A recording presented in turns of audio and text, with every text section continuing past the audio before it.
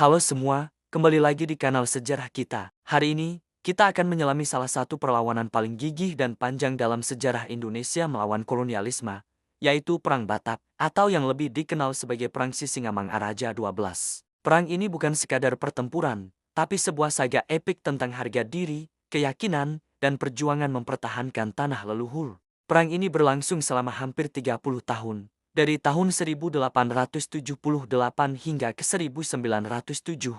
Untuk memahaminya, kita harus kembali ke Tanah Batak di pertengahan abad ke-19. Saat itu, Sisingamangaraja 12 yang bernama asli Patuan Bosar Ompu Pulau Batu adalah pemimpin spiritual dan raja bagi masyarakat Batak. Ia bukan sekadar pemimpin politik, tapi juga dianggap sebagai perwujudan dewa, sosok yang sakral dan dihormati. Otoritasnya mencakup wilayah Toba, Simalungun, Karo, dan Pakpak. Lalu, apa yang memicu api peperangan? Ada dua faktor utama. Pertama, penyebaran agama Kristen oleh para misionaris Zending dari Jerman. Bagi Belanda, misionaris adalah pembuka jalan. Di mana ada salib, di situ bendera Belanda akan berkibar.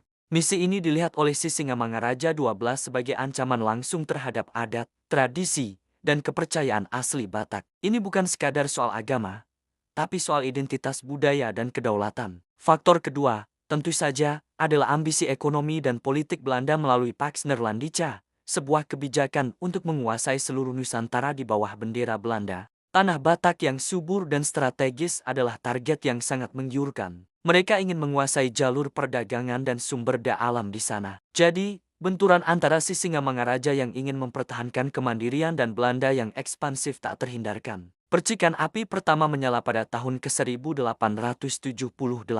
Sisingamangaraja 12 menyerukan perlawanan. Ia memobilisasi pasukannya dari berbagai marga Batak untuk menyerang pos-pos Belanda dan Zending di Silindung. Serangan ini menandai dimulainya perang terbuka. Di awal perang, Sisingamangaraja 12 menunjukkan kehebatannya sebagai ahli strategi gerilya. Ia sangat memahami medan pertempuran yang bergunung-gunung dan berhutan lebat.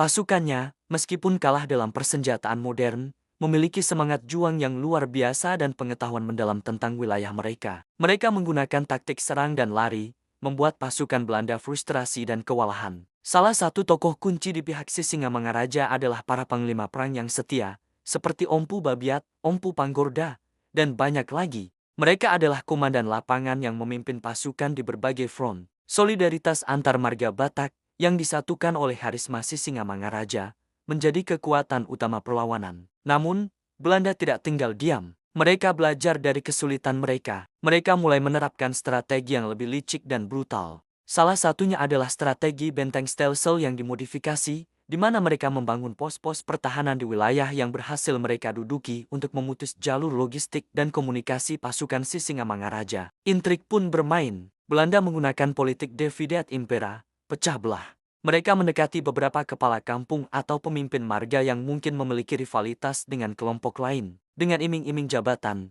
uang, atau perlindungan, Belanda berhasil merekrut mata-mata dan bahkan pasukan dari kalangan orang Batak sendiri. Ini adalah pukulan telak bagi persatuan perlawanan. Salah satu momen paling menentukan adalah ketika Belanda mengirimkan Christoffel, seorang perwira yang terkenal kejam dan efektif, yang sebelumnya sukses menaklukkan Aceh. Christoffel tidak hanya membawa pasukan Marsosa yang terlatih dalam perang hutan, tetapi juga menerapkan taktik bumi hangus. Desa-desa dibakar, lumbung padi dihancurkan, dan keluarga para pejuang disandera. Tujuannya adalah untuk menghancurkan moral dan basis dukungan rakyat terhadap Sisingamangaraja. Perlahan tapi pasti, ruang gerak Sisingamangaraja 12 dan para pengikutnya semakin sempit. Mereka terus berpindah dari satu benteng alam ke benteng alam lainnya, dari Hutepaung ke Dairi, terus dikejar tanpa henti. Selama bertahun-tahun, sang raja hidup dalam pelarian bersama keluarganya, termasuk putrinya, Lopian, dan dua putranya, Patuan Nagari dan Patuan Anggi. Puncak dari pengejaran ini terjadi pada tanggal 17